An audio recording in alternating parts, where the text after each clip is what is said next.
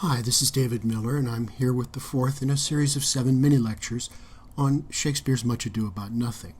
This is also the second in that subset of 4 that focus on Shakespeare's comic prose. At the end of the last video, I suggested that beneath the conventional piety of Leonato's wish to see his niece married, there lurks an invitation to play. But how many layers are there to this invitation?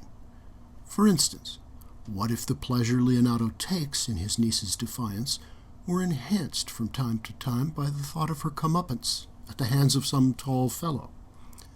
Like his daughter, Leonato will be a conspirator in Don Pedro's plot, the aim of which is precisely to fit Beatrice and Benedict together, like a square peg in a square hole. Perhaps, then, there is already, here in his wish for Beatrice, the faint shadow of a threat. He knows that she doesn't want to marry, and he also knows that the only alternatives to marriage are unappealing. There is spinsterhood, a status that is sanctioned but disparaged, and there is dishonor, a status far beyond the pale of respectable conversation, one whose horror for aristocratic young women is sufficiently indicated by the treatment Hero receives. So does Leonato perhaps take just a wee bit of mildly vindictive satisfaction in reminding Beatrice of this predicament? And if so, does Beatrice hear that too? Does she register a pinprick of hostility latent in the provocation to play, itself latent within a perfectly conventional wish for her future happiness? Questions like these may be raised in reading but must be decided in performance. One way to evaluate a performance of Shakespeare may be simply to ask if it made you laugh or kept you involved in the story, but another way is to ask how well it succeeds in realizing the multi-level complexity inherent in dramatic moments like this one. For me, one measure of a good performance of Much Ado would be whether it makes the dialogue feel the way reading tells me it should, like an elaborate game of mixed motives and risky maneuvers in which trace elements of malice surface unpredictably. In my ideal production, Beatrice grasps all the inner layers of her uncle's remark, matching him layer for layer in her reply. On one level, she is gaily frivolous, turning her anxiety and resentment into witty, extravagant, not-to-be-taken seriously jokes. On another level, she may be striking back, offering a serious criticism of marriage as a patriarchal institution, perhaps even implicitly rebuking her uncle for his complacency. Not till God make men of some other metal than earth.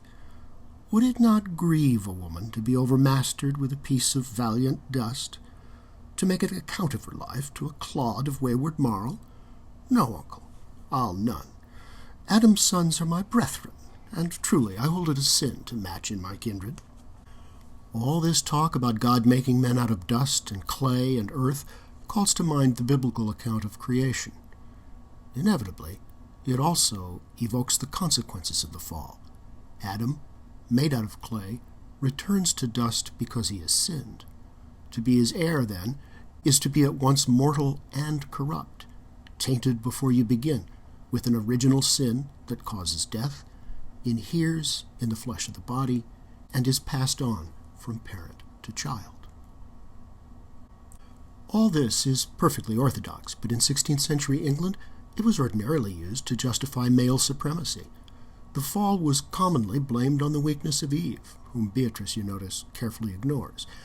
And since mothers, unlike fathers, have a direct bodily link to their children, mothers were more closely associated with the transmission of original sin through the substance of the flesh.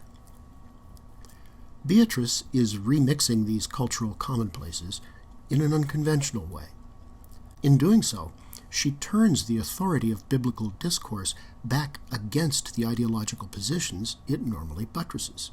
She associates men rather than women with sin and bodily corruption, and insists that these imperfections disqualify them from a position of lordship only God is fit to occupy.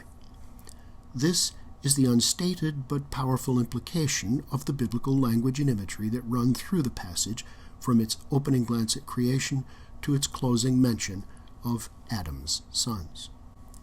The most obvious thing Beatrice means in her opening line is that she doesn't care to marry so long as all the available men are mere creatures of the fall.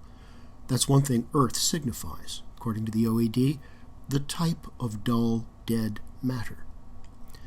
Now your ear might also whisper to you that Beatrice is punning in this line on the word metal. What the Oxford English Dictionary will add to your ear's suspicion is the knowledge that in fact mettle and metal were not originally separate words. They've really only grown apart in the last couple of hundred years. So Beatrice is playing ironically between two different meanings of what is for her a single word. Science in the Renaissance recognized 4 elements: earth, air, water, and fire. Psychology was based on a theory of humors that corresponded to the elements. Blood was associated with fire, yellow bile with air, phlegm with water, and black bile with earth. Different combinations of these humors in a person's physical makeup were thought to determine his or her dominant disposition. Lots of blood and yellow bile, for instance, fire and air, made you ardent, ambitious, and high-spirited. Lots of phlegm and black bile, on the other hand, water and earth, made you dull, sober, and lugubrious. Since earth was associated in this system with melancholy spirits, Beatrice is playfully suggesting that clay men are not only sinful, but tedious and inclined to melancholy because they have too much earth and not enough fire in their spirits. The first meaning pertains to metal in the sense of raw material, the matters out of which creatures are fashioned by God. Too proud and melancholy? Here's the problem. We need a different alloy. The second meaning doesn't entirely leave this behind, since the theory of humors relates your disposition to the mixture of elements in your body, but it does move away from matter toward spirit. In doing so, it stretches toward the meaning of metal as a quality of disposition or temperament, or of persons, ardent or spirited temperament, spirit, courage. In other words, if your metal, metal, is earthen, you're no match for this lady's metal, her ardent or spirited temperament. Of course, since Messina is suddenly full of soldiers back from the war, Beatrice probably also means for us to remember that metal, mettle, is the word you use for the fiery, combative spirit of animals, especially war horses. If you think here of the opening scene from the Brana film with all that Hollywood testosterone galloping gorgeously into town on horseback, you may not be too far from the macho image Beatrice is in her subtle way, mocking when she speaks of the men's metal. Beatrice follows her refusal with a rhetorical question. Would it not grieve a woman to be overmastered with a piece of valiant dust? The question implies an explanation. I won't marry because it would annoy me to be governed by an insignificant bit of dirt, but the explanation implies more. For example, by slipping the word overmastered into the definition of marriage, Beatrice calls special attention to wifely submission. She insists on it, even exaggerates it. The husband Beatrice imagines not only masters his wife, he masters her all the way, masters her to the hilt. He conquers or overpowers her, dominates her, holds her in his possession, and, therefore, he masters her excessively, beyond what is necessary or right. Full disclosure, this last definition is not given in the OED as a meaning for the verb, but it must be lingering in the vicinity, or it wouldn't be as it is, the sole meaning given for the adjectival form overmasterful. So, having with comic vehemence inflated the husband's claim to authority, in the word overmastered, Beatrice teasingly deflates his qualifications in the rest of the phrase, where he appears not merely as dust, but as a piece of dust. The husband, as Beatrice describes him, is a mote with delusions of grandeur. But he isn't just any dust. He's valiant. There's something a bit noble in that, something gallant, yet also a certain deflation of the gallantry, inasmuch as the valiantness defies a death which, from Dust's point of view, would have already happened. So, when Beatrice uses the word in this way, is she endorsing the perception of gallantry, or is she throwing the word out with an ironic flourish, mocking the pretension it signifies by suggesting that dust can be valiant only in its dreams?